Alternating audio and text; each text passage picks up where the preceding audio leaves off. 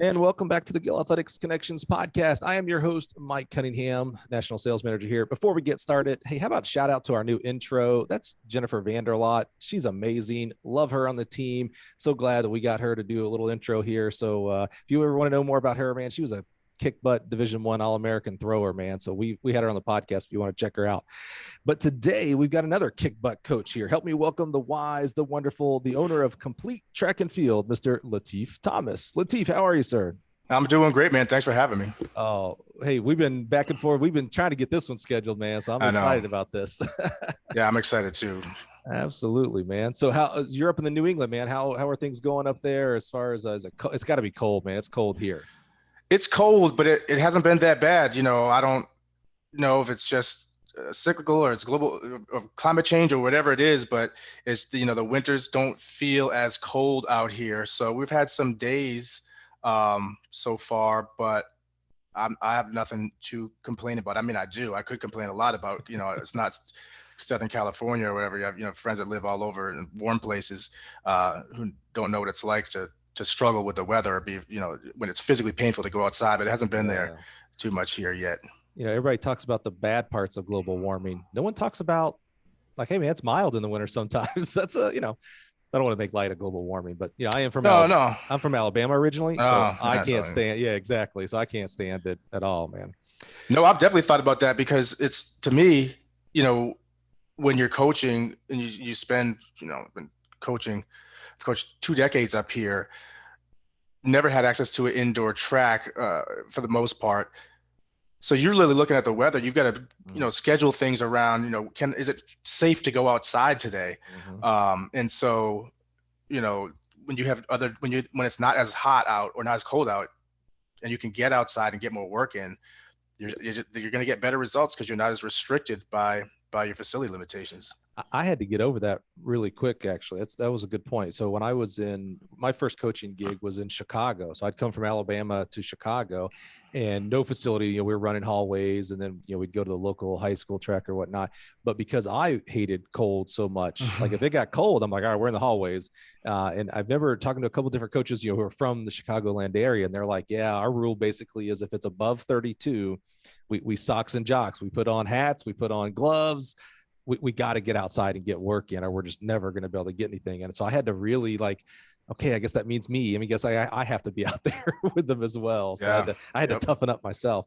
So you mentioned being up there for a couple of decades now up in the New England. Where do we start here, Latif? Where does track start for you? Are you from New England? Where are you from? Yeah, I was born in Massachusetts. Okay. Spent, most of my coaching career up there.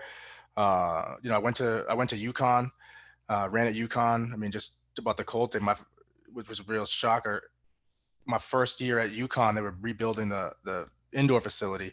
So we had no track at all. Oh. There was just no building. So no matter what, if it was negative a million and it got cold up there, we were still going to have to go outside. And so it was a tough transition from high school to college anyway, because here, at least back, in the mid 90s, it was like, as far as college track and field, it was like UConn and then whatever the next best schools were. And so, I was good in high school, record here, champion there. Then I got to college and I was just like one of the several freshmen that, you ran 48 in high school. Yeah. So talk to us about high school. You mentioned 48. So were you a sprinter mainly? Yeah, I was a sprinter mainly. I was mainly like a 400 guy. But I ran, in high school, you run everything from the 100 to the 400. But I primarily got recruited to run the 4. But I ended up being our best 200 meter runner while at UConn. So I just kind of dabbled around. Growing up, I was, I tell the story sometimes when I was in kindergarten, when my mom went to the first parent-teacher conference, the first thing my teacher, Mrs. Candelette, said to her was not, how smart I was, but, oh, wow, he can really run fast, because I was owning kids in Duck, Duck, Goose. And so, my mom likes to tell that story. But then my first time of track was in middle school in 7th grade, and I was terrible. Really? Terrible. Yeah. Now, are you saying terrible compared to what you knew about track, or terrible compared to the kids in class? Even just, well, it was, so that was 91. I didn't know anything about track. Yeah, we didn't know anything. Right. Yeah. There was nowhere to go. Mhm. But I wasn't even good from being on the team standpoint. Hmm. I think I ran maybe like 29 in the 200 as a 7th grader. And so, okay, whatever. Then I came out, and then 8th grade, I got better. Like, I ran like 59.8 in the 4, which Mhm. was locally fast. And people were like, oh, wow, that's pretty good. Then I got to high school and I was being lazy, and the coach wanted me to come out, and I made up like, oh, I got to get my grades up. So I didn't. And I did nothing. Right. And then, sophomore, I was still living the basketball dream, but I wasn't that good. Yeah. And then sophomore year, it was when it kind of clicked. I came out and, as a 15-year-old, and ran 51 low in the 4, 23 flat in the 2, which was, I think I got 9th at the state championship. I won the unseeded heat. So what changed? Training, or just you're taking it serious, and so you took the training serious, or what? I mean, that's a pretty significant drop there. Like, you start getting to like legit territory in that sense, right? Yeah, I mean, I don't know. I mean, I'm competitive. I really don't know what it was. I wasn't lifting weights. I mean, I didn't really do much my freshman year, but even, first, time trial, I was right behind the best 400 runner on the team. And all of a sudden people were like, oh, so then people just started saying I was good. And then, then I was like, well, maybe I could be good. Maybe this could be a thing. But I still didn't change anything. So I went from, that. And then, so I went from, 51 to 48.8 as my junior year as a 16-year-old, and 22 flat. And then, then I started getting recruited, and, Right. and, I didn't come from, so I knew if I wanted to go to college, and certainly if I was gonna be able to get a scholarship, that was gonna be big, because I wasn't, otherwise, I don't even know what the path was going to be. I mean, I would have, gotten into some school and done whatever the normal route the regular people take. Not that it was not regular, but, and so I just was fortunate, to just be able to just have some fast legs, at least regionally, and just went from there. And when you were starting to get recruited, and you already alluded, you ended up signing with UConn, which, great program, and luckily was saved, if you will, these last, call it 24 months. We had oh gosh, Virginia Tech Dubs on the podcast talking about the efforts you and the alumni took together to keep that, which was awesome. Love that. But what were you looking at when you were being recruited? What were you looking at for a school? And maybe it was just that scholarship that might have been that big of a deal, which would make sense. And where were you, like, for a major? Like, what were you thinking in regards to going to a school to study and become at this point? Oh yeah, good questions. One, I was looking for a scholarship, and that was it. I had no other real things about big school, small school. I just didn't know anything. I didn't know anything. I didn't have. So then, when I knew really too much above me, or to tell me what to look for, and I mean, I definitely would have done things differently going back and what I was looking for. So I was looking for the scholarship, and I had no idea about a major. Like I said, I majored in track. I didn't have any idea what I wanted to do. Really was like, until like you had to declare your major at the end of sophomore year. And I was like, well, I like history, and I like this professor that I have. I'll major in history, not even realizing that didn't mean anything. And I was like, well, I guess I could be a teacher. I realized that, like, I didn't even know enough to know that you had to go to like as a major as a teacher. I just thought, oh, I'll major in history, and then I'll go be a teacher. Oh, right. So then I had to take a more circuitous path once I graduated. But yeah, I had no idea going in. I just wanted to run track, and everyone, when you're young, you think there's a next level you can get to. But I had a lot of injuries that were, probably from mechanics. Probably just, it was a bit of a volume program. I remember when I was getting recruited, I said to Coach Roy, I remember being in the guidance council office, and I said, if you're going to turn me into an 800 runner, I don't want to come here. That's all I knew. I didn't want to do anything above the 4. And so he went, and then my first day on campus, I get a phone call. Latif practiced at 4:00. I said, practice Cross for what? country. He said, cross country. No. So my very first day of college, my very first experience of track was to go do a 5-mile run. And you had run no cross country in high school. I don't know. Like, what even your vocabulary? No, that's silly. That's silly talk. I wasn't gonna. I mean, that's just. I didn't want to do all that distance running. Right. And so went out, ran 5 miles, I got lost because out in the woods, in the middle of nowhere. He had to come find me.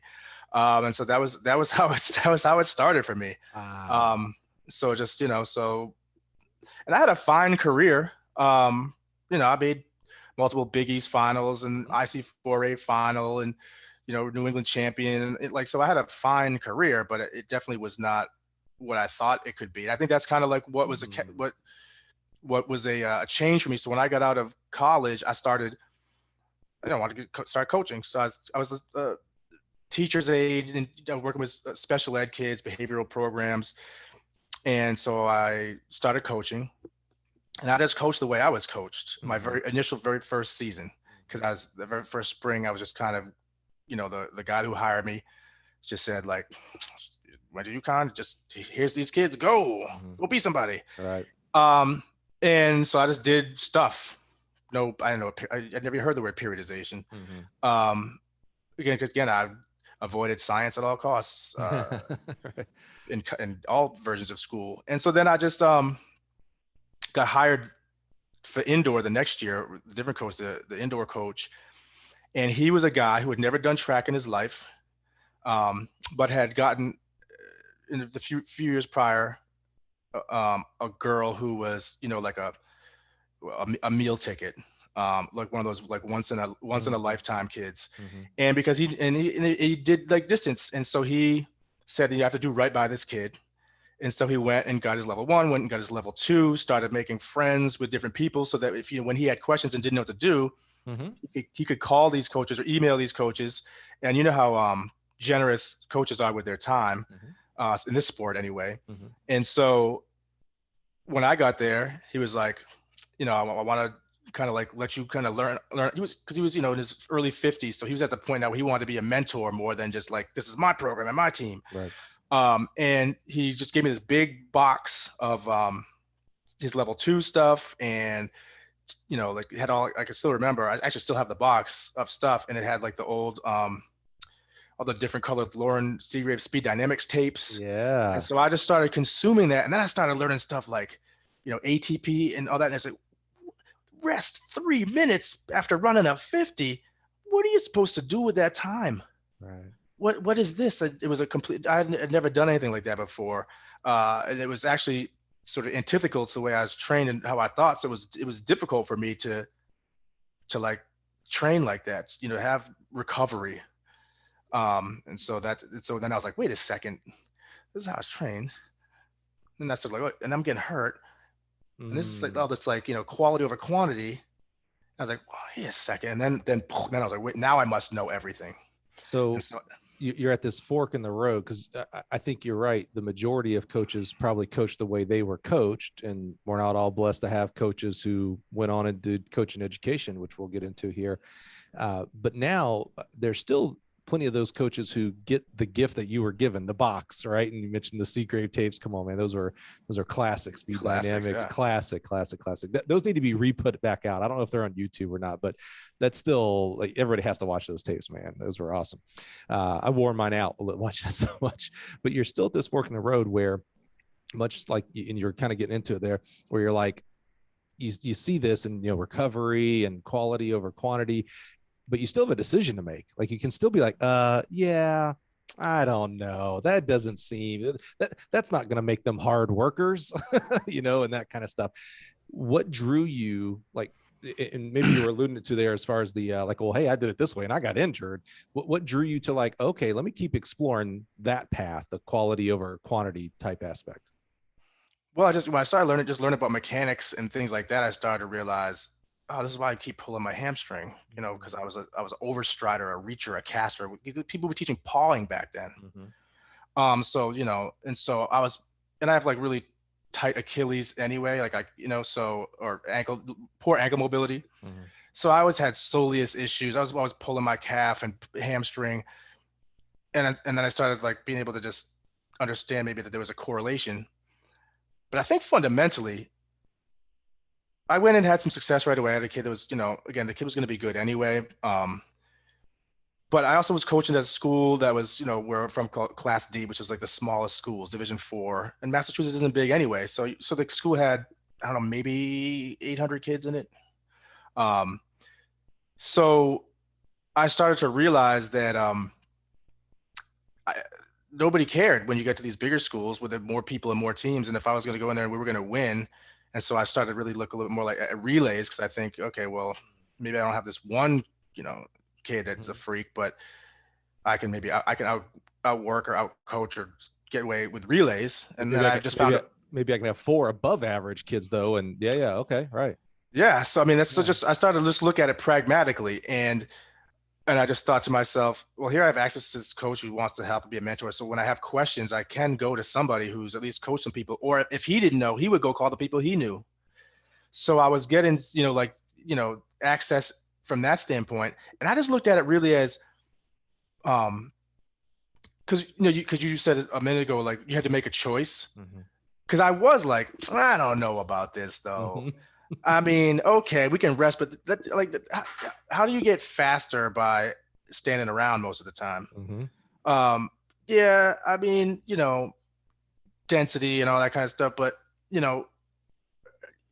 gotta be able to get through 10 times 200. Yeah, 2 minutes rest. Like, what are we talking about? We're gonna do 6 times 150 with come on, man. And so I sort of like dipped my toes in. It was like, I can't do this. Kids have a bad race. They're not in shape. I was still living in that in shape game. In shape. Yep. And but it started to get to the point where I realized, wait, I don't have enough talent around here. I don't have enough numbers here. I don't have the facilities here to coach like what my feelings. So I got to figure out what works. And if what works is different than what my feelings are, what do you want? To win, or do you want to feel like you're right? Which isn't to say I made some sort of, had this epiphany moment where I just became sort of like the Buddha of coaching. I just started to like move in that direction and take notes and ask questions, and it started working. When you said take notes and ask questions, who are you? You have your head coach there who he's kind of early in his journey as well. So he not like he came from 10 years background of this. Who are you talking to at this point, or clinics? What are you doing when you say talk or listen? Who are you talking and listening to?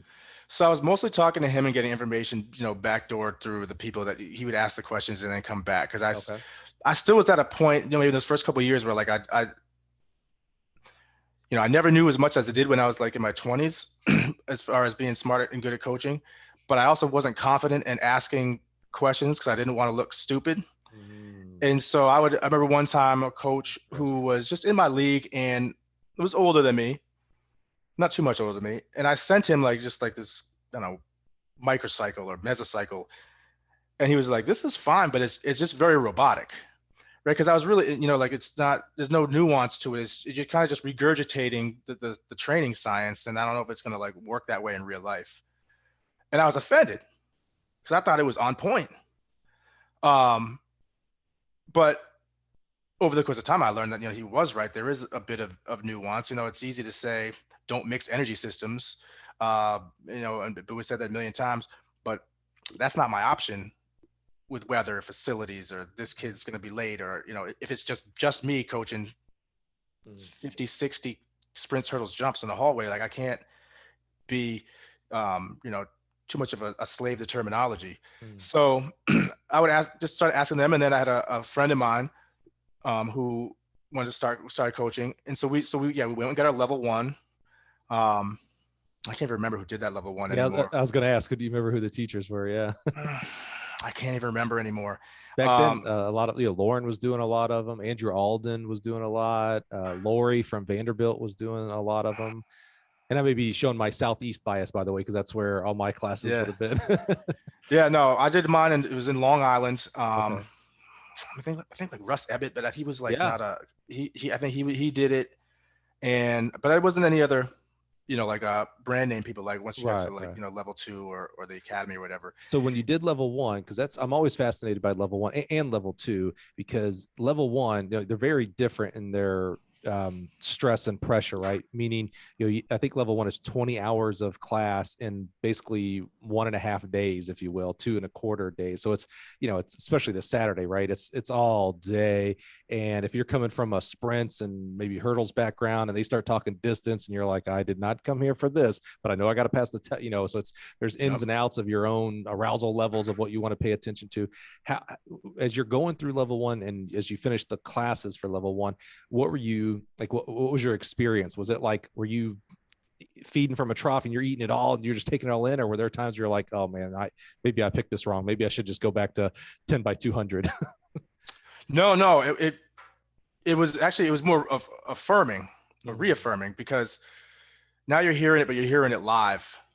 And it wasn't just me reading from a book or listening to my mentor who, was right. But even though I know he still did a lot of more volume stuff too. He's cross country coach and distance background. I had never run. So it was reaffirming. I mean, obviously I didn't care about the distance stuff. I didn't care about the throw stuff. Even a lot of the ancillary stuff I was not interested in, but the sprints, and I was like, I didn't hurdle. I mean, I jumped 6'1" in high school, but I wasn't a jumper per se. Was that long jump or? Yeah, I jumped 6'1". Oh yeah. Well, because people start talking about meters, which would be also weird too. When all my college coach friends, as soon as they start talking meters, my eyes just glaze over because I don't know what any of that means. I mean, I know what 10 meters, 20 meters is, but I don't know what, oh, they jumped 1.43. Okay. Well, what is that? That could be 5 feet or 50. I don't really have a clue. Right. Again, I didn't major in math, so anything close to it. So I lost track. I don't even know what question I was answering. So you went to level 1 and it's reaffirming to you. So how did you come off level 1 utilizing that? I think it sort of helped me. It helped kind of, move me more confidently toward, because I understood why better. I can read a book and I can read when you're in the classroom and it's being taught and it's being explained and they're giving examples and going over the examples. And if you're open-minded about it, you're not, again, I was obsessed with being right. I'm not gonna say I wasn't, but I also really wanted to win. And so that just started to move me over and I just started consuming everything I could. And so I just wanted to learn more. I mean, primarily just about primarily about the sprints. I didn't really care that much about the jumps or even really the hurdles, even though I coached them. And I've always had a very, if I were to pull out my resume, I don't really have a great sprint hurdle list comparatively, because being in hallways and with kids that aren't that great, and being a big believer in the idea of really shouldn't put kids in a race till they can 3-step. I don't want to create 4-steppers. That creates a whole other problem. So I kind of have the idea of shouldn't maybe not even let kids who are going to be hurdlers compete in the hurdles their freshman year. You go indoors and it's 5, then all of a sudden it's outdoor and 10. That looks like a whole different thing. As someone who never hurdled, that just looks scary to me. That looks crazy. It was 300 hurdles. So I've done 300 hurdles and 400 hurdles based on the state I'm in and that we changed in Massachusetts. So, but also just being in the hallways, even with breakaway hurdles, man, I was just always nervous that someone was going to just take a header and hurt themselves. And, it's going to be like chiclets from teeth on the floor. And I just didn't want to deal with that. I didn't want to create scared kids that was just going to become a problem later. And so I just really backed off a lot of the hurdles. We just did a lot more drilling, and I was really young. I was still doing half hurdle stuff as hurdle drills, or like it was teaching hurdling, as opposed to really just being sort of a mobility exercise and a coordination exercise and a sort of spatial awareness activity. So I just really tried to learn. As I got better results, people started, I had kids from other schools show up at my classroom after school and ask, hey, can you help us? And so then I just wanted to learn more. So as soon as I got my 3 years of eligibility, I think it was 2, but I lied. I went and got my level 2. Yeah. Where'd you do that one at? I did that at UNC Asheville. Yeah. And it was Dennis Shaver, Gary Winkler. Wait, 2004 in Asheville. Yep. Yeah, I was in your class. Were you really? Yeah. So I did jumps the year before with Boo, and then Dennis and Gary, and who was the third? It was a lady. Wasn't Lori? Was it Lori Shepard? I can't remember who it was. Yeah, I was in that class because that was the class I got pulled out. That's when I got the job at Mississippi State. The head coach came and pulled me out and was like, "Congrats, you're a Bulldog." So I remember that Wow. one. Yeah, that's interesting. Wow. Small world, man. Yeah, That's crazy. wow. Yeah. Yeah. And that blew my mind. Yeah. That really blew my mind because, because Gary Winkler is some sort of genius, right? Like he is a genius. Absolutely. there's a genius. Yeah. Yeah. Just, and he was actually also did, when I went to event specialist school, he was one of the guys that did that too. So that was just cool to see the change of the difference. Intimidating guy. I remember I used to live in Illinois for a while, and one time I went to the campus and I saw him there, but I was too scared to go talk to him. Yeah. And that was like, I was old. I was in my late 20s, so I should have been not that afraid, but I was. And he's one of the nicest guys in the world. He is. He really is. He really is. But he's this is going to sound wrong, but it's going to come out wrong. But he's just got like a face that's kind of scary if you don't know him. Kind of like I have been told I have, like RBF as they say. Okay. So I just have a naturally sort of like angry looking face when I'm sitting there, but I might be like thinking about unicorns and show ponies in my head. So you talk to me and I'm like, oh, hey, how's it going? But people, I look mean. Like freshmen are always afraid of me until they realize, wait, this guy's not scary at all. I can see that with Gary because he always had his cowboy boots and his cowboy hat. So I mean, he just has a different look, very skinny and tall. And then and then part of it too is you already know like what his resume looks like. So it's a little bit like, oh, like that. I can't talk to that dude. Come on, man. He coached me out of a wet paper bag for crying out loud, Yeah, I'm not going to waste his time with my nonsense questions. Right. And so, so that was like a mind blowing. I mean, I think even they brought Gerard Mock in that year. I think. Oh my God, that's right. Yeah. Oh, I forgot all about that. Wow. Yeah. Right. So that was crazy because I was, I don't know how old I was, 26 maybe or something like that. Yeah. But then again, it more reinforced it, and now you're kind of at a point there where it's like, all right, well, if this is what these guys are doing and saying to do, and there's where I explain it, like, who am I to not? The hard part was just learning it, and if you want to be able to progress it, like you have to study it. So like obviously, I hated the science parts where they're talking about filaments and all that kind of stuff, and I could memorize certain things. Like here's what ATP, the immediate usable form of chemical energy, use it all. I have a friend, my friend who coaches at Colby College, Dave Castano. He is like a master's in exercise science, and he's a football guy who coaches track, but he's obviously an excellent track coach. But he pretends that he's not smart, but he really is super smart. So like we'll have conversations, and he's like drawing like diagrams of science stuff like in his head because that's how he thinks, and I'm like. ATP is immediate usable form of chemical. So it's like I don't understand it on that level. So So what was always interesting to me too was as you got older and started to become friends with more coaches, high school coaches, college coaches. Is it like your background? Surprising how much, as much as I can learn, I go to level 2 school and have the epiphanies and all that. Like your background really affects just like what you see and how you approach coaching. Like for me, because I had so many injuries, I'm a very big like max velocity, mechanic technique, lower leg integrity. You must get a foam roller and a lacrosse ball. We're going to roll out and do our feet and like saving our legs and not having shin splints and those kinds of things. Because I don't know the science, I don't understand the nuances just sort of innately about, especially when we get into like the lactic stuff. So even though I've had good success, in the 300, 400 event range, I definitely don't understand it as well as a lot of other people do. And I kind of liken it to like, I never went over a hurdle. So I understand hurdles sort of theoretically and mechanically, but I don't have the experience of what it's like to see those hurdles coming at me. So I can't really coach to that, but I know what it's like to puke or almost poop yourself after 400. So I can explain that. And that's going to, but I think it makes me a little more sympathetic to that, which is also why I realized that, and I think it's a lot different now because there's so many different resources and places you can go to get information if you're a coach. Whereas, back when I started, there really wasn't. The internet was still very in its infancy in any meaningful sense. And so I realized that, dang, I just lost my train of thought. I had something good.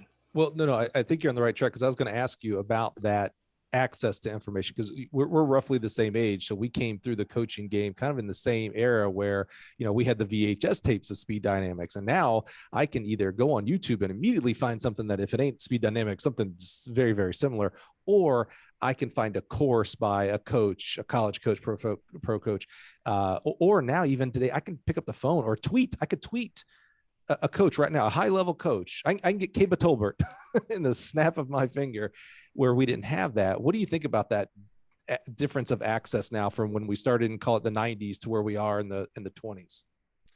Well, I don't think it's a coincidence. Everything evolves, right? But I don't think it's a coincidence how much faster people are. Mm-hmm. And even kids are. I used to say when I first started coaching that I thought, and again, I was a little, with complete track and field, and I was pretty bombastic and opinionated in the things I said, particularly when I was younger. I was looking for a fight, looking for a hot take before people were even use the term hot takes. Mm-hmm. But I believed it. It was not hyperbole that I thought that 80% of high school coaches were morons.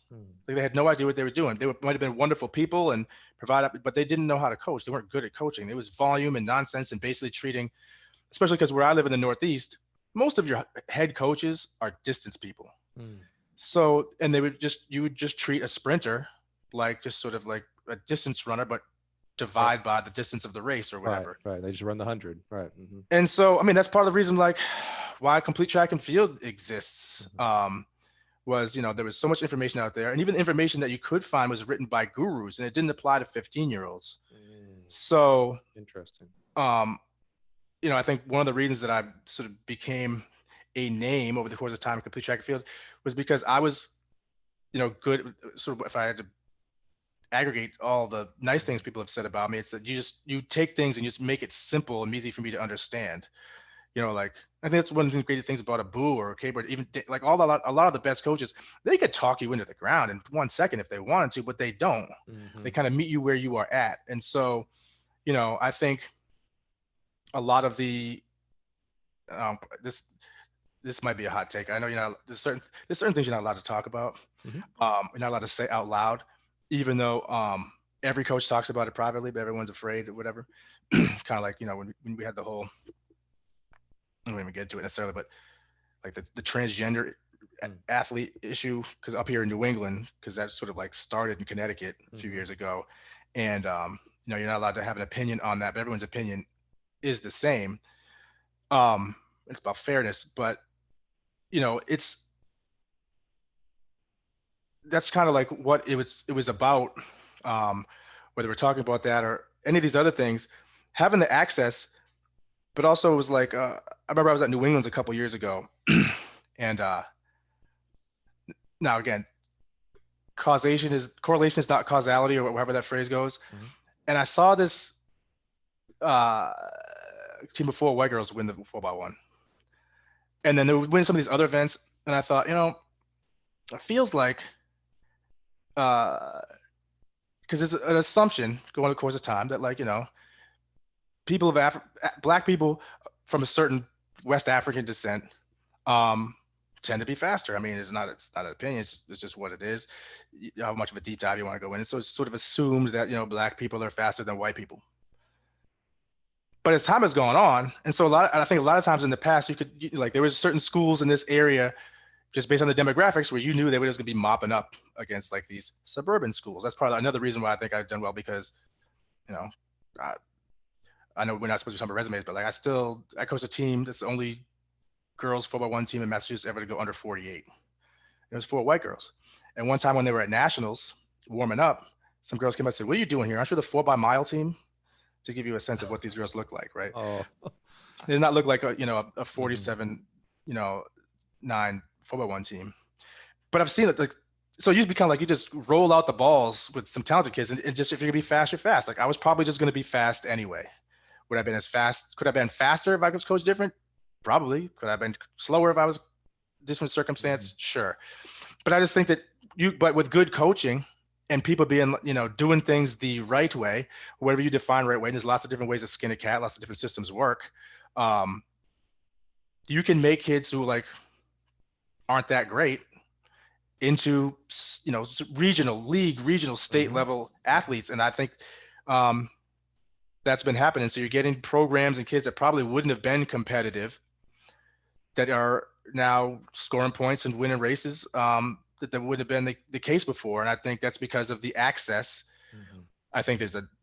I think sometimes track coaches are especially the elite levels, are a little bit too willing to give away their time and energy, because I think it devalues the perception of the knowledge that they have. Mm-hmm.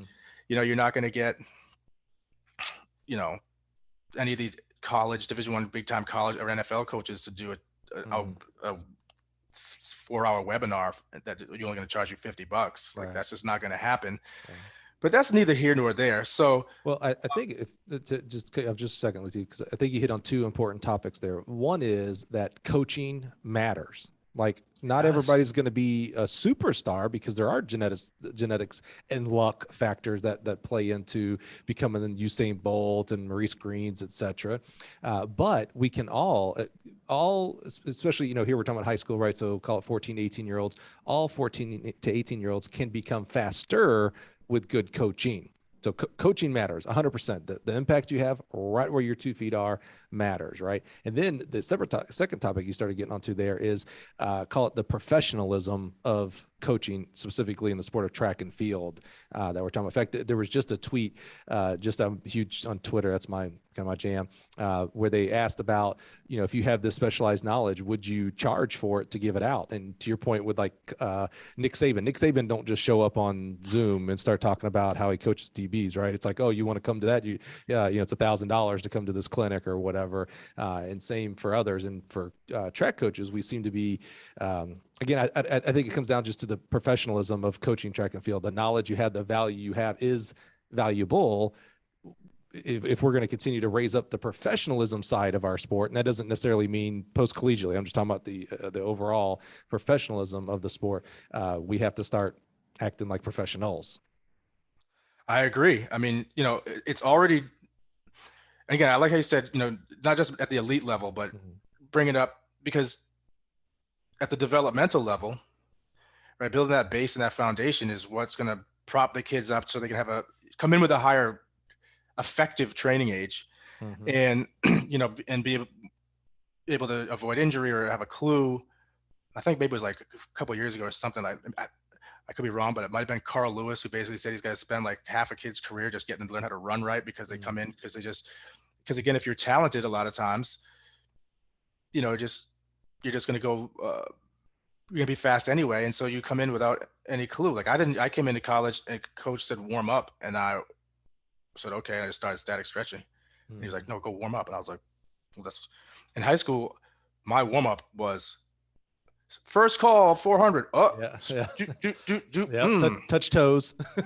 Yeah. No wonder, I didn't eat before meets, so no wonder I was dry heaving. And this is back when I was in high school, in like the state meet or whatever. You had trials and finals of the 400 in the same day. So like that could be like a 4-4-4 day plus, it's like, oh, that's not fun when you don't eat and you don't warm up. So, but the professionalism all the way around, and it's hard enough with track and field in this country. Is already a second-class sport. It's already like a bridge sport, or it's like a put on your I did this activity or whatever. I remember one time I was at a school, and I heard a girl say, I'm only doing track so I can fit into my prom dress. Right. You're just a personal trainer for them. And it's just like go do fitness.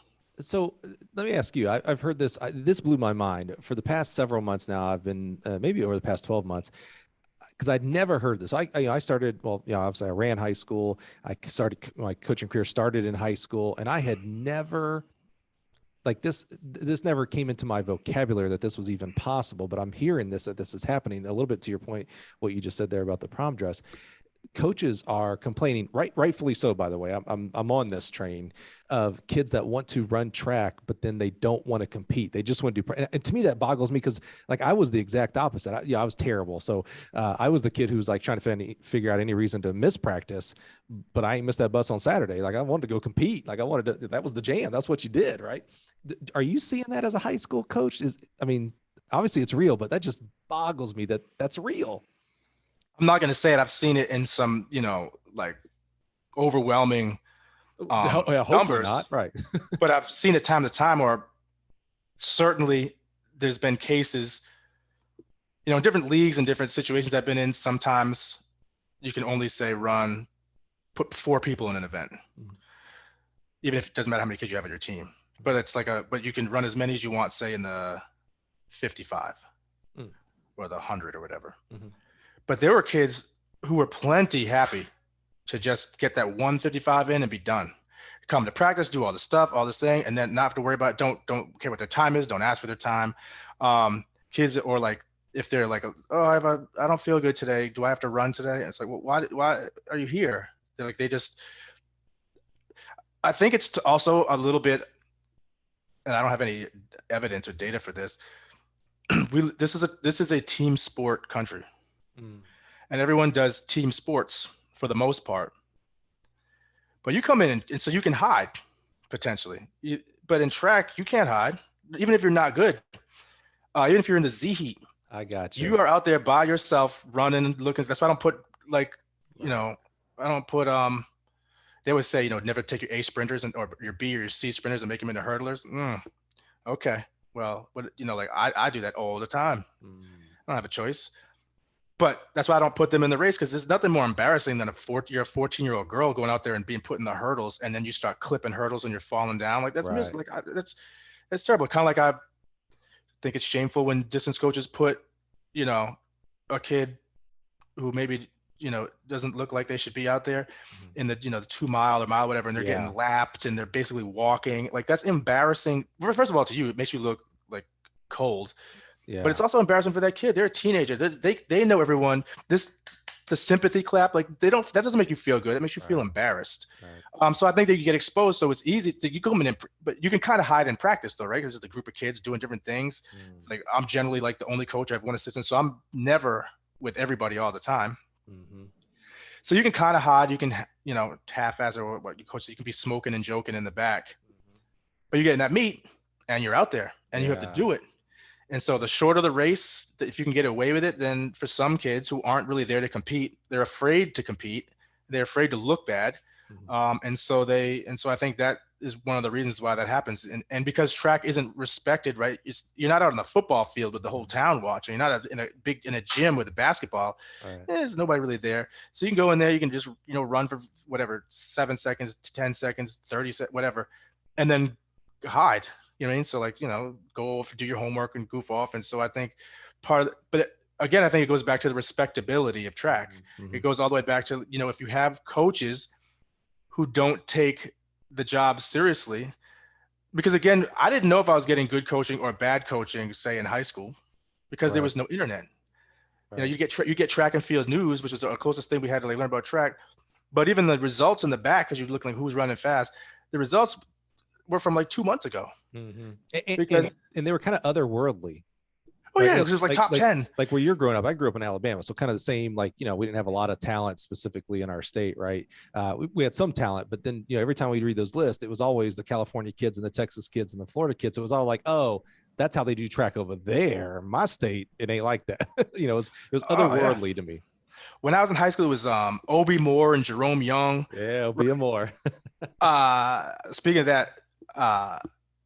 Now, of course, I don't know when they got the pharmacist, but my first ever college race was against Jerome Young. So I get to meet at Brown. I'm running the 500 because my college coach wanted to move me up, so they realized I wasn't going to work. And I get there, I go look at the sheet, and it says, Jerome Young seated like 63 flat or something. And I said, well, that can't be the real Jerome Young. That's impossible. It was. So I went out in that 500, and I went out in 49.8 to try to go with him. I graduated high school when I was 17. I was young. I went out in 49.8, and I came back in a 20. And I ran like 69.94 or something in that, and spent quite a bit of time puking. Yeah. I didn't know how to run the race. That was dumb. But I also didn't think there's somebody could be running that fast. So therefore I should sort of go with him, right? I mean, like, I'm here, I'm in college, I got a scholarship. No, that was dumb. That was a bad idea. It was gross. But I knew he had run 45 in high school, so I should have known. It was just, but yeah, Jerome Young, first college experience, first race. I went out and got murked on by Jerome Young, Wow. and puked everywhere. It's And it's only uphill after that, man. It only gets better. it was embarrassing, but not. I mean, did my teammates make fun of me? Yes. Yeah. Should they have? Of course. Sure.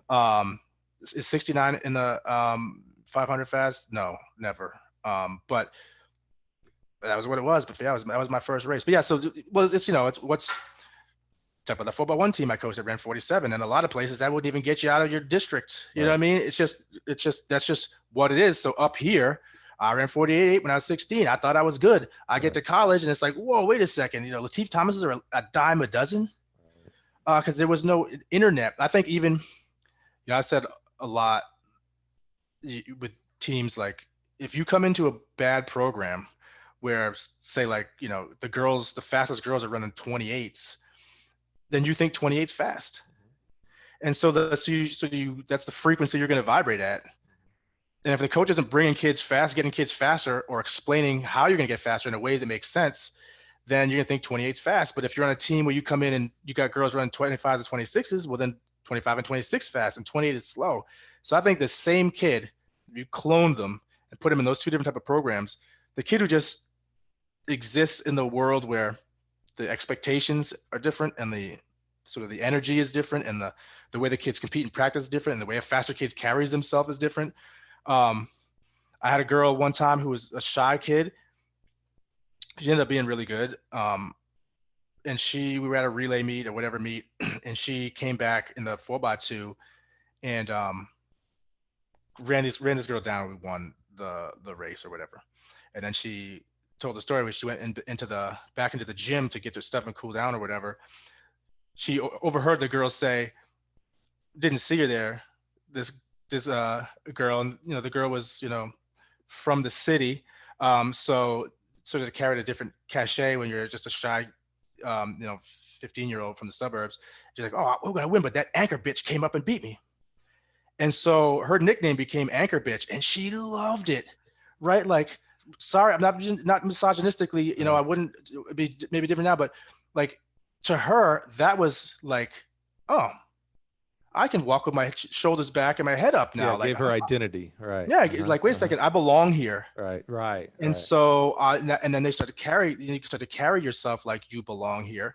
And so I think those are important things. But it comes from the coaches that are there. I love when I get a distance coach who buys one of my sprints programs and is like, I've had to take over the sprints. I know it's not the same as distance, but I want to learn. And so just trying to help them understand the nuances differently. So I always say, like, it was kind of like with me, when I first started coaching, you get in there and you're like, whoa, this is a lot. Where do I even begin? And I would just say, like, start in a place that you're comfortable and just try to like focus on that and clean things up and go from there. But if you try to master periodize your entire program from the jump, it's not going to go well. So talk to me about, let's get into this a little bit, because what you were just describing there in the athletic sense was when the expectations are higher, appropriately higher, by the way, right? Like you said, if you're taking over a program that the school record is 28 for the girls 200, and so you have a bunch of 29, 30 second years old, and you start talking about 22s, yeah, the expectation's high, but it's again, it's otherworldly. You can't, like, kids can't even see that far, right? I remember when regionals started coming around for NCAA Division I, and so there became this like, hey, if the top 45 or whatever it was is going to make regionals, well, that became a bar. So more people started hitting the traditional 45 or 42, whatever the number was, right?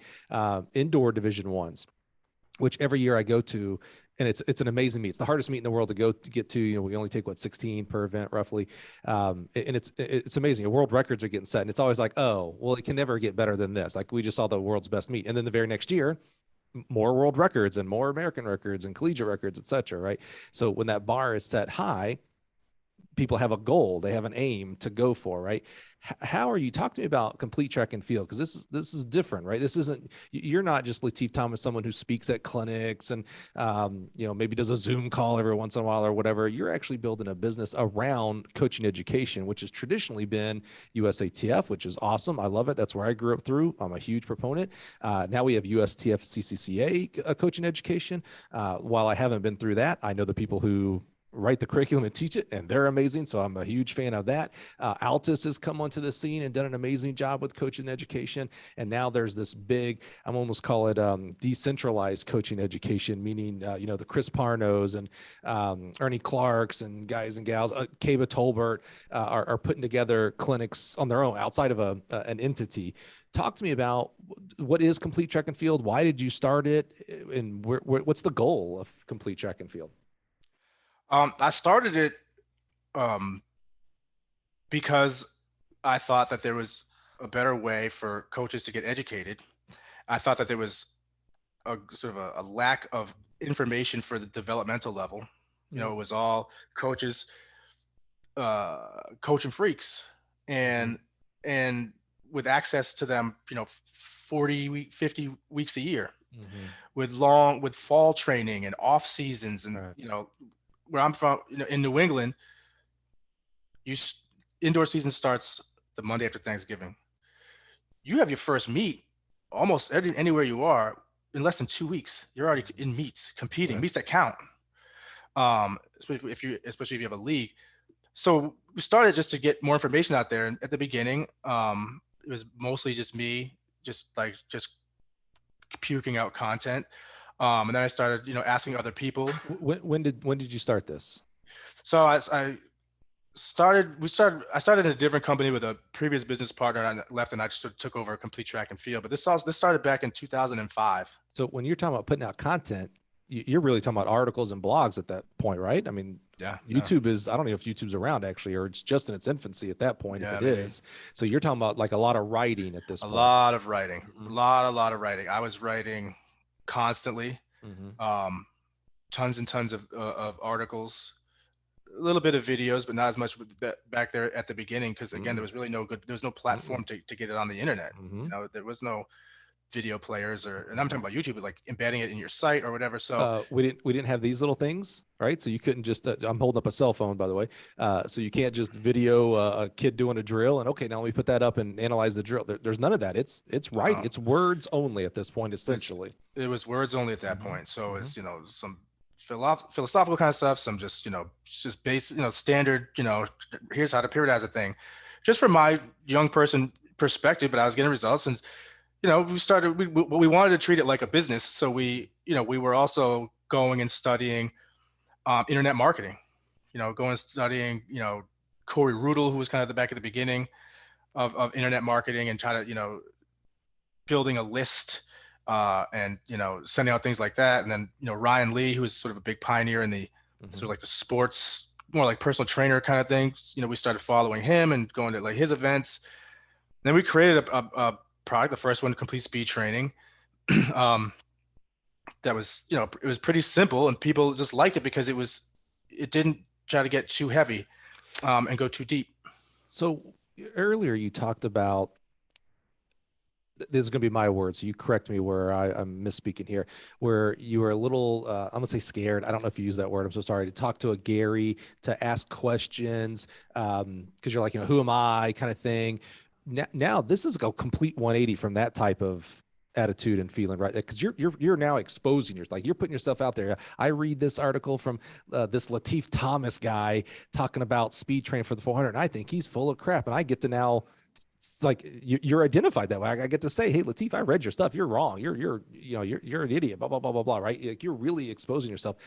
How did you take that journey from, I don't know if I want to ask somebody and waste their time with my dumb question, to okay, I'm going to put out what I have learned, and to help distill it into a language for the developmental. I love that you took that angle instead of everybody wants to strive for the Olympics, right? But hey, where can I be the most helpful is on the developmental side. What was that turn for you that was like, okay, instead of, I'm going to call it hiding back, staying in my zone with my head coach, learning things, now I'm going to put it all out there and it's my face on there. So if you want to throw eggs at it, here I am. There's no hiding at this point. What turned for you on that? So that's a great question. So what turned for me on that was I was just, starting to meet people, and up here in the Northeast, there's a ton of colleges, densely packed, like in Massachusetts, Rhode Island. So there was just people around I would start to get to know. So, you met a Ron Grigg at Jacksonville, but he's from 2 towns over, and here in Sharon, and like he coached at Wheaton, and Man Giacatti coached at Wheaton. And, I was recruited by Sousa to go to Wheaton, and Dave Custano coached at Wheaton. So like and that's 10 minutes from where I grew up. So, so I started meeting these people, but also just in like the simple, also I was competitive. I wanted to win. But then when we decided that we were going to try to make this like a real business, I quit my job. I quit my teaching job. I moved back home with my mom. I was out on my own. I moved and had a dollar and a dream, basically. Like I remember, Complete Track and Field originally was one of the first iterations. It was like a monthly newsletter. So we would mail you an audio CD with some interview, and we would write a newsletter, a physical newsletter that we would send out. And I remember, asking Ron Grigg to contribute to it, and he basically told me to go pound sand, because it was just a concept that didn't even really exist, and no one not. And so, and I say that because I know Ron will laugh, and because we've laughed about it since. And so I just was like, I burned the bridges behind me, right? And I refused to fail at it. And so, I had to learn how to become a marketer and write sales copy, as well as create content, as well as actually get results. Because at that point I still had to get results. I wasn't established. People wanted to talk all types of trash about me on the internet. I kind of liked that. So I was happy to go at it with people and be combative with people. And then it just started to develop a little bit of personality there. People liked my sort of sarcastic style of doing things, but also I wasn't trying to be too smart, but also I, stayed in my lane. And then, we started making some money with Complete Speed Training, because I really started to look at myself as much as a marketer as a coach. This doesn't work. People think if you build it, they will come, right? Well, I'm a coach. I'm gonna just throw this thing on the internet and it's gonna make all this money because I'm good at coaching. Look at my results. Well, that's not how it works. You have to understand, understanding, getting traffic or buying traffic, or, lead magnets and tripwires and, funnels and retention and cold lists and warm lists and cookies and tracker, like all this different stuff that you have to learn how to do, and keep up with if you want to make a profit, because people aren't just going to buy something right away. And so then it started to become a little bit successful, but people were still wary. And what happened was maybe like 2006, we went to these different coaches. It was Tony Vini, Boo, Tony Vini, Boo, and at the time, Cliff Revelto. And we had like these Complete Track and Field conditioning books. We asked them, hey, listen, it was myself, 2 other guys, which we have different roles in it. And, this is what our idea is. I was gonna be like the marketing guys, other guys, people had different roles. And you write the book, we'll do everything else, and you just like wait for a check. What can we use you? So we had that, we started it. And then one day I get a call from our vendor who because you printed the books on demand, basically, as orders came in. And she's like, hey, Latif, because I was also using her as, at that point we had gone from not just like making like DVDs individually on like a computer or a duplicator and then bringing them to the UPS store and shipping them out every couple of days. We were moving up, making our way up. And she's like, Latif, I haven't got paid. And I'm like, what do you mean? She's like, it's been like, it's 2 months now. I've been producing books. Like, when are you going to, pay? Then I'm like, because that wasn't my role. So I wasn't paying attention to that. So I was like, what do you mean? And so what happened was the money had gone in, because for some reason, I don't know why, I was dumb. I wasn't running it through our business, just like the other guys. So he was taking the money in, but it was like $15,000, $17,000. And this dude lived in Ireland. I won't say his name because I'm old enough now not that I fear any repercussions of it, but just why bother? Right. And he stole the money. That's real money. That's real money that people paid. This ain't 1,000, which by the way, that's real money for me right now. 15,000. This is real money. Yeah, because we put time and effort into the launch. So like that was like when when you launch a product, that's when you get the most money, and then from you could whatever long tail. Get into we can get a marketing conversation too, because I look at a lot of like running my team like a business, looking at it that way as opposed to just like let's go run. So so now the vendor didn't get paid. I didn't get paid. The other guy didn't get paid. Boo. Like, so now I'm like, I don't have that kind of money to like front or like, eat. So I had to go to and this guy won't get back in touch with me. I can't drive to his house. Right. So, and, hit him in the legs or whatever. Not that I would do that. So I had to, like, that was one of the most scared I've ever been in my life. Sure. I had to say to the vendor, listen, nothing I can do. I'm sorry. I don't know what to tell you. But then I had to go to Boo and Beanie and Cliff and say, listen, guys, this is what I did. I said, listen, here's the situation, right? Because I'm young, like, again, I mean, this is like my first big venture. I finally get the courage to get out there and start talking to these people and try to do a business venture with them.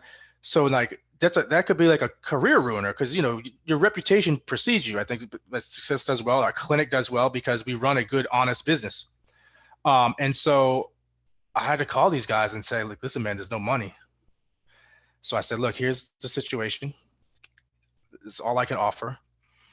Because I didn't get paid either, right? So it's not like it's like, well, I took in some, but I got expenses. So now, no, everyone had to eat it. So I went to Boo and I went to those guys and said, listen, there's no money. The guy stole the money. Nobody's got any money. Nobody got paid. But here's what I can offer.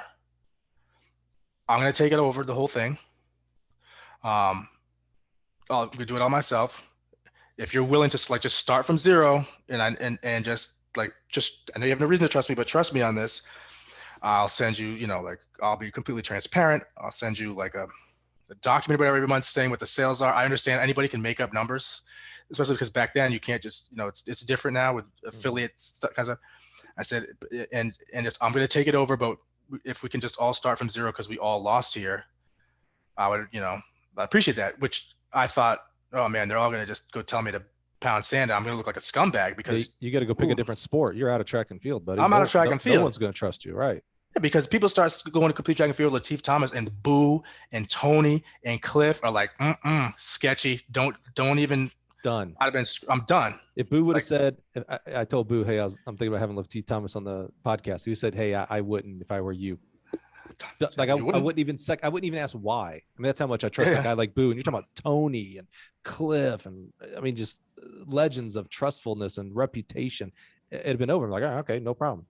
So what happened? I mean, how did you dig yourself out of this? They were all, which is a testament to the type of people they are in general, right? Those guys. Yeah. I think I came across as sincere because I was being sincere, and I think they could probably hear like the trepidation in my voice.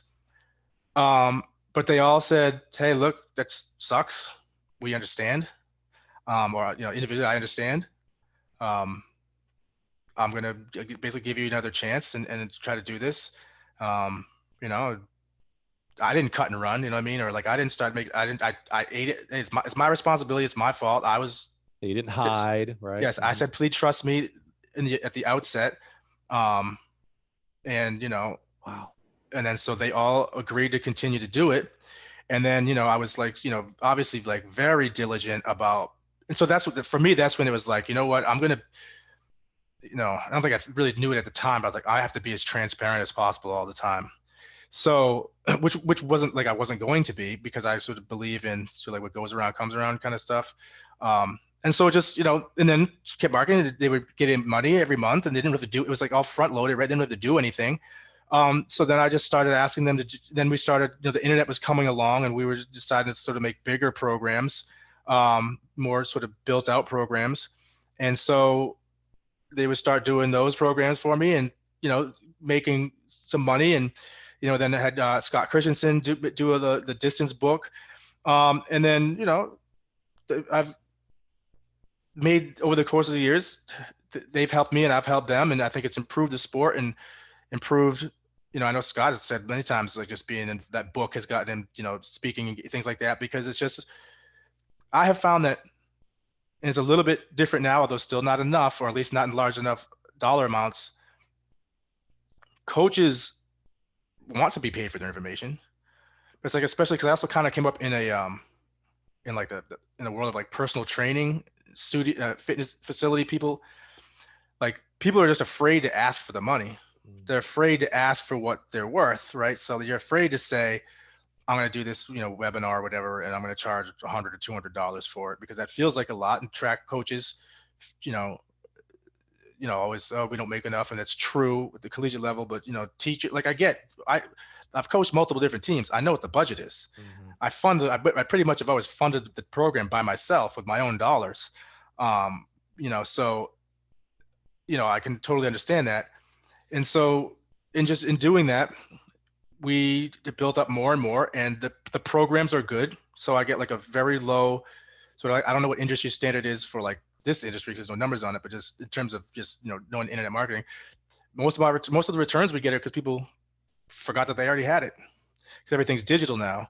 So it's good products made by proven coaches who, and I say, like, I don't know how much money you're going to make off of this. I have no idea, but do this and this, and, we cut the deal or whatever. And then they create the programs, and then it's helped people get recruits. It's helps people, do all these different things. The information has helped teams. The number of all over the world have gotten to talk to people that come, that buy the programs and love the content, and, help people that way, but just by making things smarter. But I just got to the point where, circling back to your original question, I made that switch because I said, I'm going to make this work and figure it out.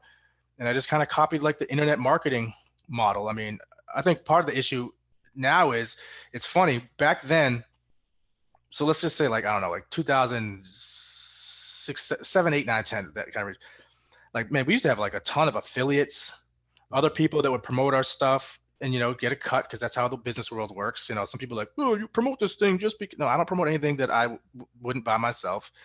I'm not doing any snake oil. I'm not, selling whatever.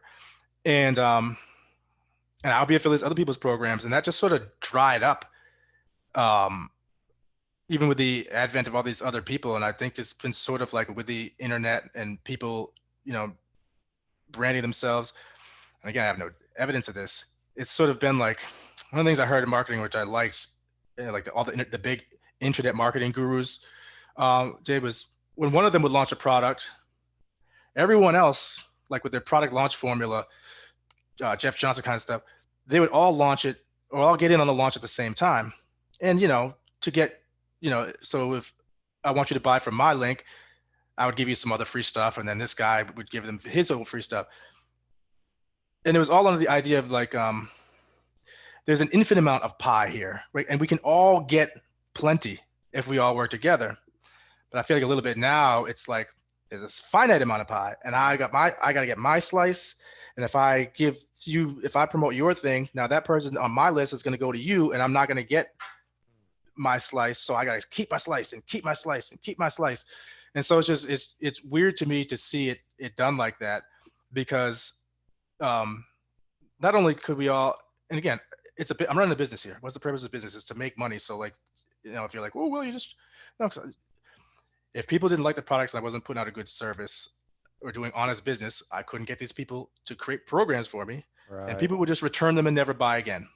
So, because if people were working together, and I won't name all these different organizations or people, and said, well, if they like my thing, they might like your thing, and you're going to get a slice of that. But it's also maybe someone that didn't hear of you or your site. So they're going to learn more. So we're helping the sport overall by everyone sort of working together and being affiliated with each other's stuff. Like, I wouldn't ask anyone to sell one of my programs to their list without cutting them into it. But, and I rarely do anyway. I love that attitude. I'm very much in step with you in regards to that. Success is not pie.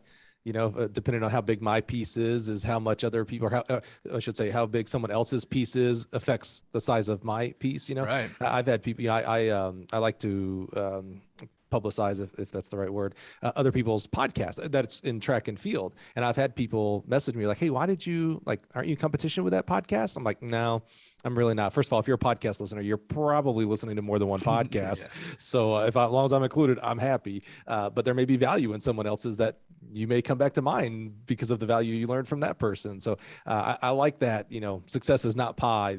The success you have does not affect the success that I have. In fact, it may be in a negative way. It doesn't affect me, but it may actually be in a positive way. Like if we build podcast listeners in that example, other people will come listen to my podcast here at Gill, right? And so if other people are interested in coaching education and improving because they learned from someone else's platform, well, that's going to benefit Complete Track and Field, because they're probably going to eventually stumble into what you're putting out there and start becoming a customer of yours as well, because they're into coaching education. You know who doesn't buy coaching education products? People who are not into coaching education. Yeah. So if we can build more people into improving themselves, well, that helps the companies. And Yeah, it helps everybody, man. It's not zero sum. Right. And Amen. I think that it feels like it's very zero sum Mm-hmm. in the industry for the most part. I mean, Some people have that attitude for sure. I remember, maybe you remember this because you were probably involved in some form or fashion when USTF CCCA started coming out with their academy. That's not that old, right? That's probably 2011. Yeah. 2011 was the first one. A lot of people who were on the USATF side, which I was a teacher of USATF level ones back then. It was a little bit of like, oh man, is USATF coaching education going to go down now? Like no one's going to go because they're all going to go to the academy. And I think USATF coaching education has hit record numbers almost on a yearly basis, while USTFCA Academy is also growing and hitting record numbers. So it's people who like coaching education. I don't want to say they don't care where the numbers are or the letters are, USATF versus USTFCCA versus they want to be educated by smart people. And so if it happens, this course is over in this letters and course is over in this letters, that's fine. I just want to be educated and get myself better. So I think you said it earlier, the rising tide, we make the whole sport and the profession of coaching, track and field, all rises when we're working that way.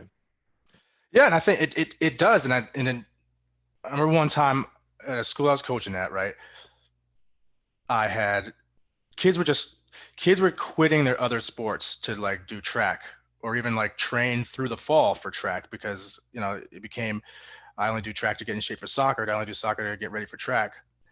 I got kind of like pulled into the AD's office, and he said that these kids quitting these other sports, like it hurts all these other sports.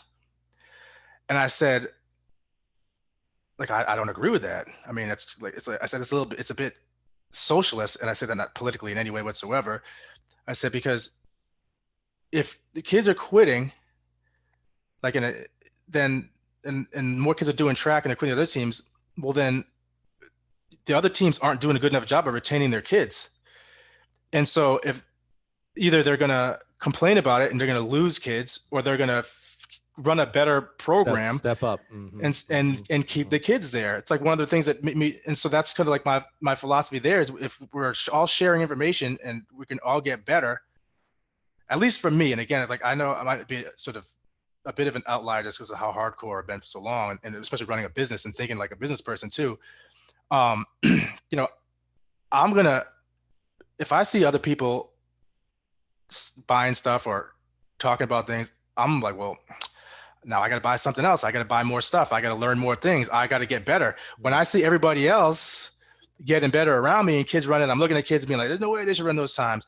I'm not going to go, well, that's not fair because he has a bigger budget, and they could like I don't go, oh, well, I don't have an indoor track, I don't get a head start. That's not fair. So I think it's going to help everyone get better in that sense, to just run a better program. Like I realized somewhere along the way, I know, go ahead. No, I think I'm coming full circle on that point I was making about you starting Complete Track and Field, because we talked about the athletes and their expectations, right? I think that's kind of that's what I'm getting from you, especially now here in the origin story of Complete Track and Field.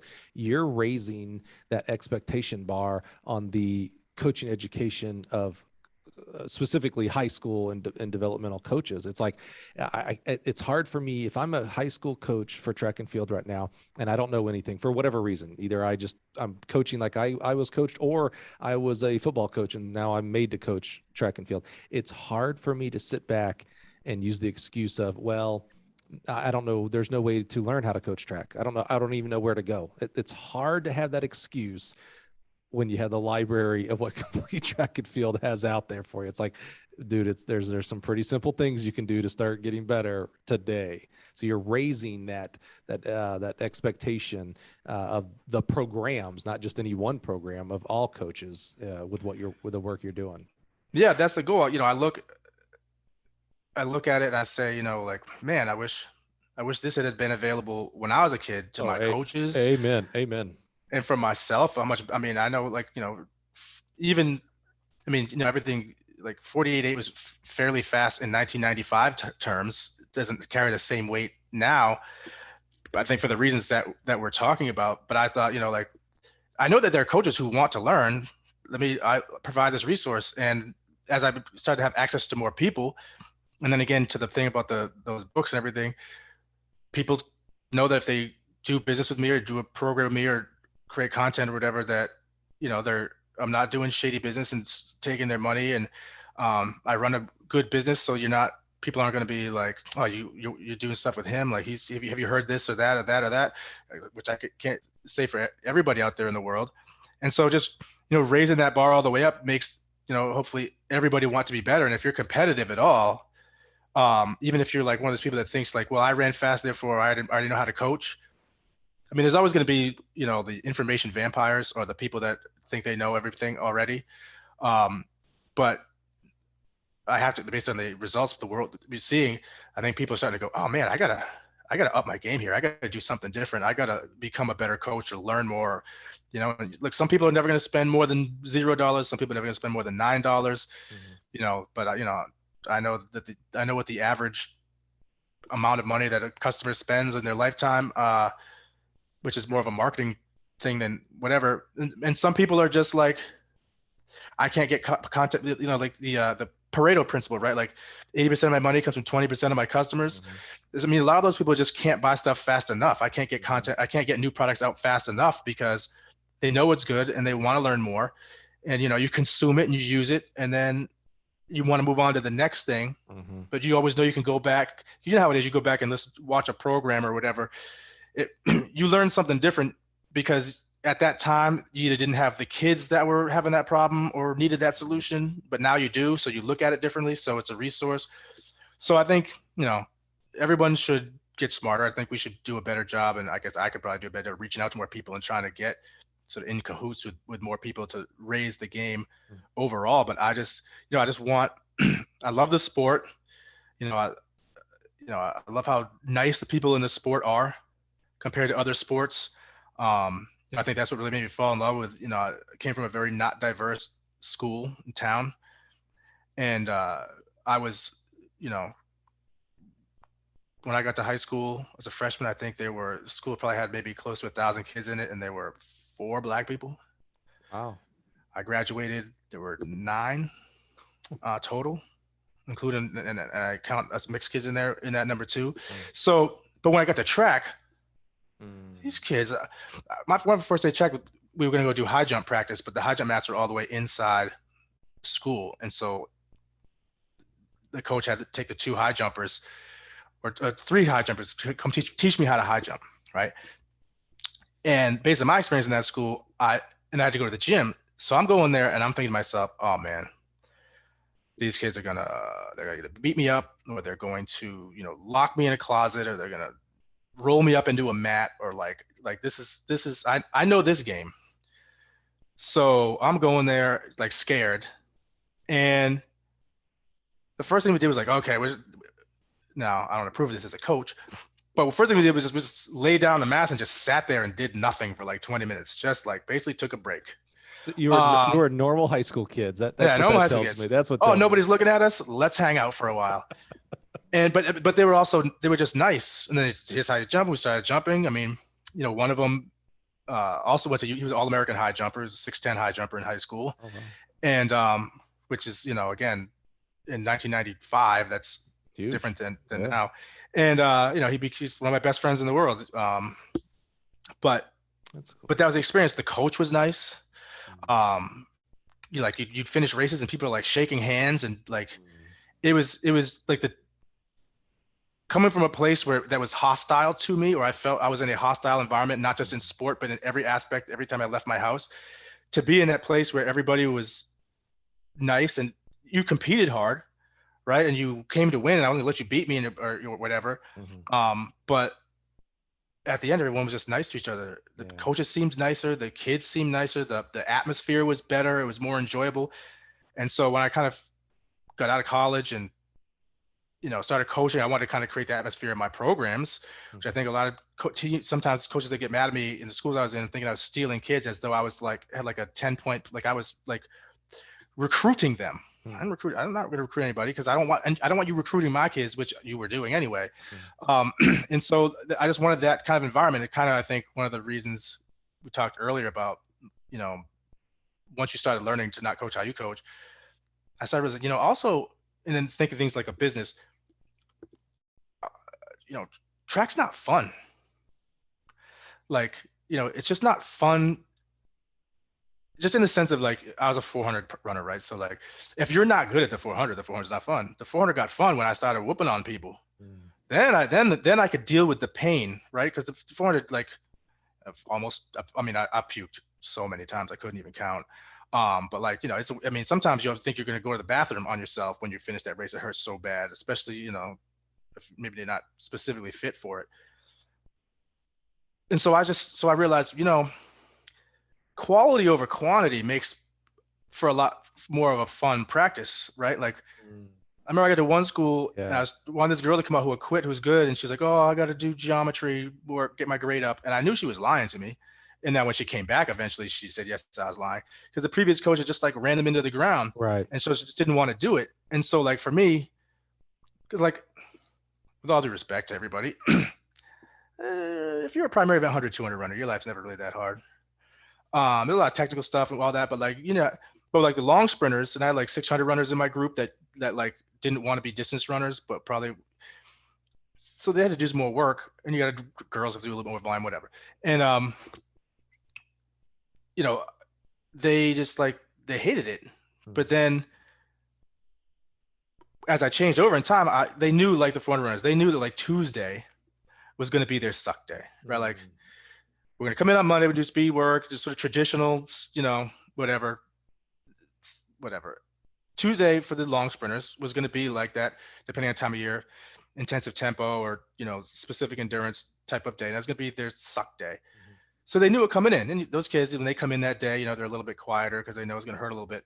But also, just because, if you're mastering your system, those workouts were like, again, they weren't 10 times 200 with 90 seconds rest. It was, 4 times 300, 5 by 200 with whatever, 4 or 5 minutes rest. So they stank, but the volume was always like 900 to 1200 meters total. It never got so bad where, like, I know for myself, growing up, like, you're like doing the math in your head and try to Jedi mind trick yourself through the next rep, because it's awful. For them, they kind of knew, like, let's say we're doing 4 times 300. First one, fine. Second one, you're starting to feel it.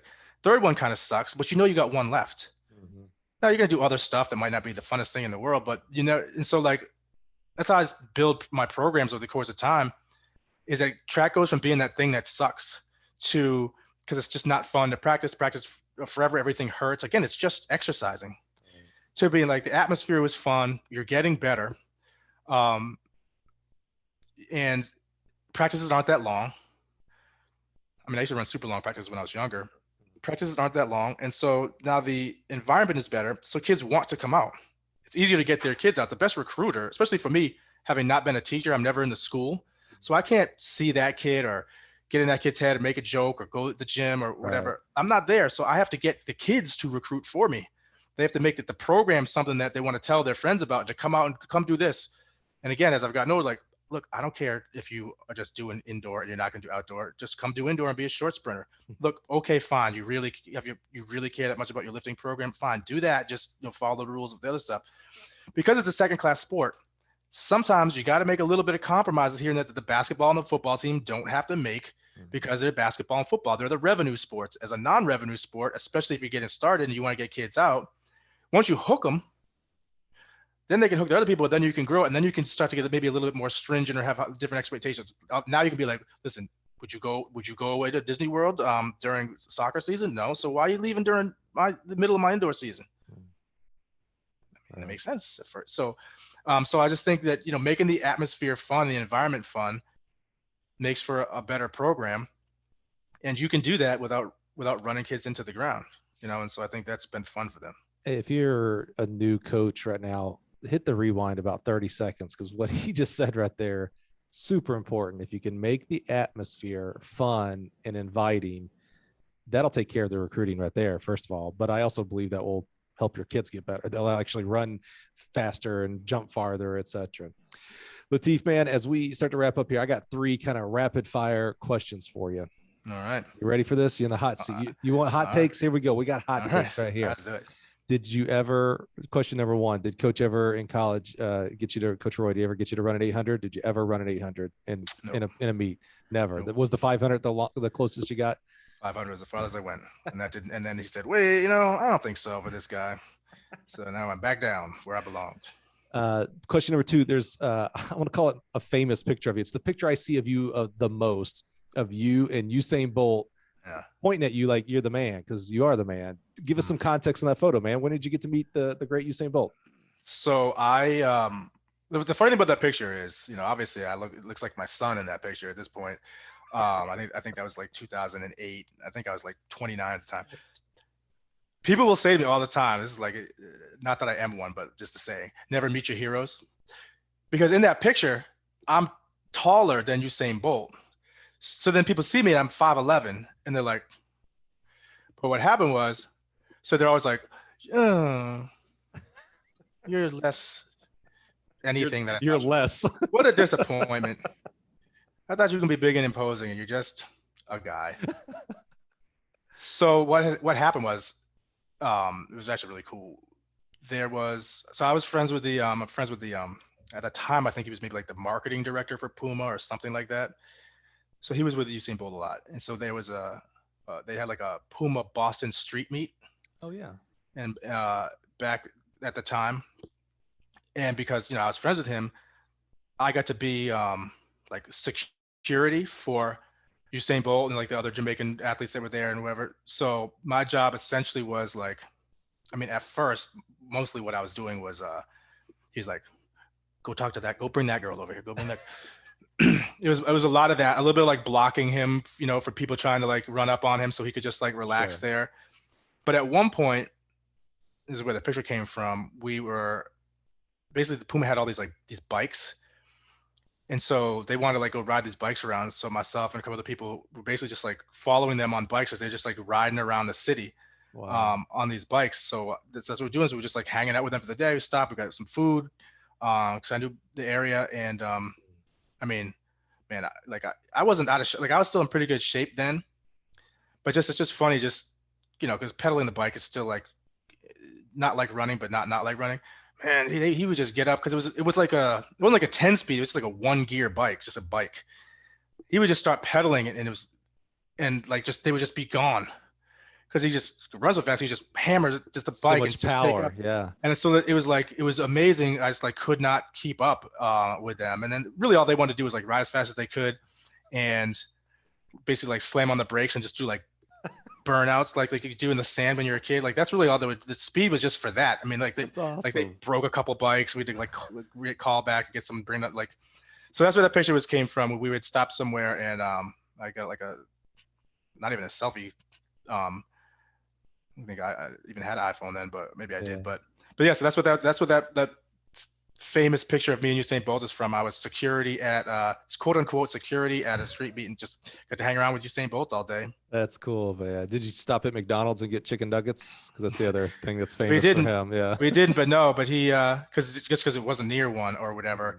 I think we just stopped and got, I think it was like a little burger place, but like a little like a hole in the wall, not like a McDonald's kind of place.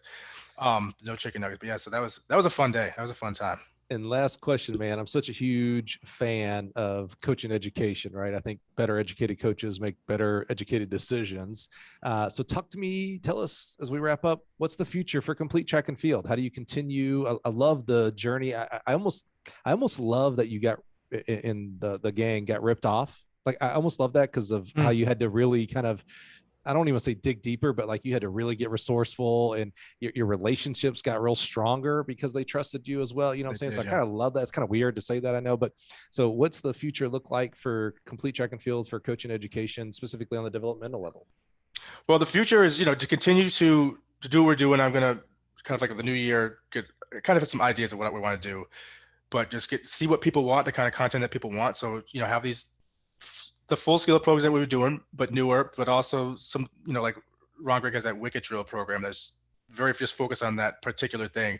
So more of those, probably take advantage more of, content wise, of doing some more interviews, not like a true podcast, because I just don't have the energy to for all that, but just, for content purposes, and doing some of those live ones, especially with customers, so they have that access. I think that's one of the things people like, is like when you purchase a program, all of your programs, you have this, it's your own private account. So all of the programs that you have are available to you in there. So, but you can, everyone has agreed to answer questions. So whether it's Boo or Scott or whoever, you have a question, you can post it in there, and they'll get back to you with an answer. And then you can read all the other questions if you're maybe that kind of person that doesn't want to put your name out there or whatever. So we'll do more of that. And another area I want to, again, I just texted with Mark Mangicotti from Harvard today. I'm trying to look at the dates. Finally, after 2 years off of running our summer clinic that we run at Harvard every summer, that, we get a ton of kids for that. We sell that out every year. When I say we sell that out, that's not like that's not like marketing nonsense. Like we have to always be aware that it might rain all day. And so where are we going to put all these kids?